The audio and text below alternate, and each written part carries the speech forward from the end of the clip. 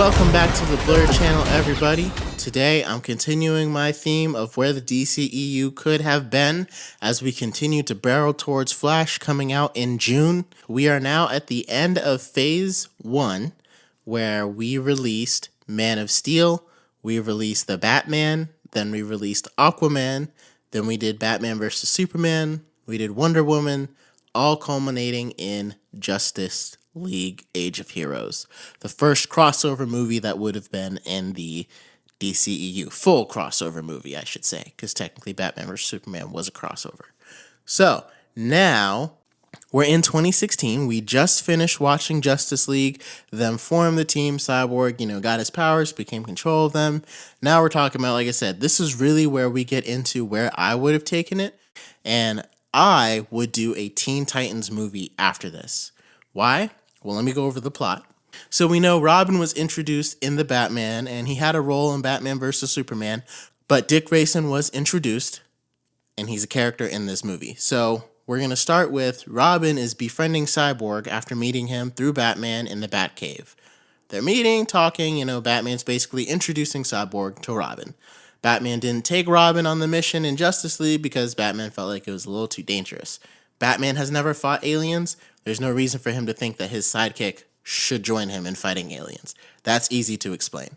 So while they're in the Batcave, Starfire is going to crash to Earth, and she's going to be pursued by Blackfire and a bunch of hostile aliens. And it's going to happen right in Gotham, right outside the Batcave, right nearby. So then Robin, Cyborg, and Batman are all going to leave the Batcave to see what's going on. When they get there, the Doom Patrol, led by the Chief, featuring Robot Man, Elastigirl, Negative Man, and their newest recruit, Beast Boy, are going to appear on the scene, and they help Batman, Cyborg, and Robin defend Starfire. And Starfire is going to fight her sister, Blackfire, and defeat her, and the chief of the hostile aliens is going to have to take them back to Tamaran, and they're all going to leave. And so then that's the scene where Starfire is going to kiss Robin to learn the human language. And of course, Beast Boy is super excited to see some heroes that are closer to his own age. Because Robin is being played by Robert Pattinson, and I have Alexandra Daddario playing Starfire. But they're still closer than, his, in Beast Boy's team, he's got Chief, Robot Man, Elastigirl, and Negative Man. They're outcasts, but they're older heroes. And so the way I would mention the Doom Patrol after this, Beast Boy is going to go grab pizza with Robin and Cyborg and Starfire, and they're going to talk about their stories and basically kind of explain their origins. Beast Boy is going to say that he had this debilitating disease, and his dad tried to turn him into this monkey who was immune to the disease. That way he could be cured from it and then turn him back. But all it did was give Beast Boy these powers where he could turn into any animal. And Starfire is going to explain that Blackfire had sold Starfire into slavery after Starfire discovered that Blackfire killed their parents to take over the throne early, and she had just escaped, and that's why all those aliens were there to stop them. And so then we would kind of swap scenes before Robin and Cyborg tell their stories to Beast Boy and Starfire, because we already know those stories as the audience. So then we would go to the Doom Patrol, right? And so the Doom Patrol, again, we haven't had anything to introduce them, and I don't think we would need to. I think that the way that they would explain it is that, they're heroes that were inspired by the Justice League's action, and so they decided to come and help out next time that there were aliens attacking. And that's how, And it's like, how did the Doom Patrol find, Starfire and the aliens and stuff? Well, it was on the news with a bunch of stuff happening, so it wasn't very hard for them to find them. So basically, the Doom Patrol is going to be approached by Raven. And Raven's going to ask them to help her defeat her intradimensional father, Trigon. In the comics, Raven seeks out Dick Grayson. In this one, I decided she's going to seek out a more experienced team. And I think she's specifically going to seek out Negative Man. Because based on Negative Man's powers, Raven's hoping that Negative Man can possess her and prevent Trigon from escaping by locking him deep inside the mental prison that she has. Except when Negative Man does that, Trigon actually possesses Negative Man, and then Negative Man possesses Elastigirl, Robot Man, and Chief. And by that time when that happens, the younger heroes, Cyborg, Beast Boy, Robin, and Starfire, are bringing Beast Boy back to the Doom Patrol. And Raven's going to tell them what happened, and the Teen Titans are going to have to fight the Doom Patrol. So it's almost similar to the animated movie that came out, Teen Titans versus the Justice League, except this time I would have it where the Doom Patrol are the ones that they're fighting against. So it's going to be like Chief fighting Nightwing, Robot Man's going to be fighting Cyborg, Crazy Jane's going to be fighting Beast Boy, at least Elastigirl is going to be fighting Starfire, and Negative Man's going to be fighting Raven. And so Raven's going to discover that she's got to find a way to get back inside.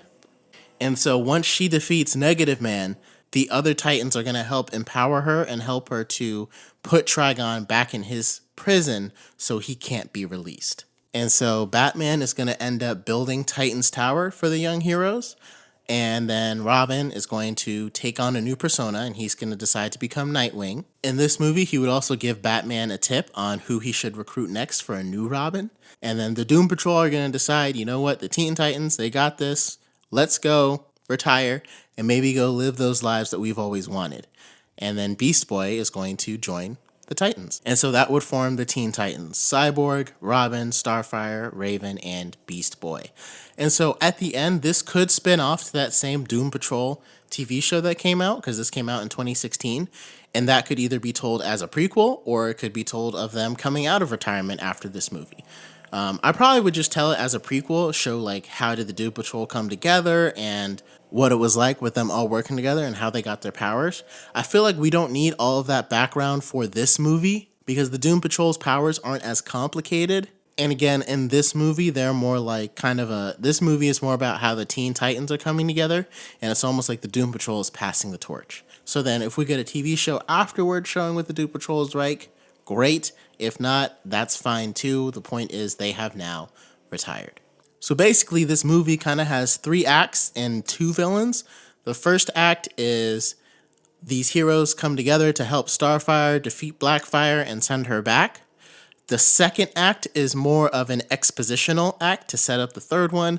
Beast Boy is going to explain all their origins, and everybody's going to understand where everyone came from. The third act, of course, is going to be the Titans fighting the Doom Patrol and ultimately fighting Trigon and trying to get him back into his prison.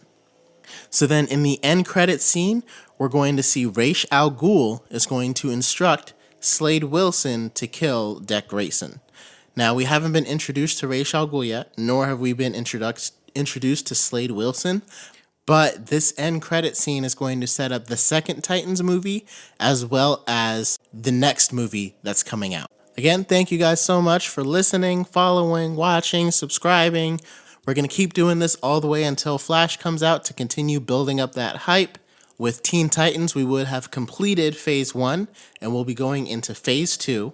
Like I said, I'm going to drop a podcast on my Phase 1 castings pretty soon, and then in each video from there, I'll go over who I would have cast in each role. So until next time, Blurreds, you guys take care.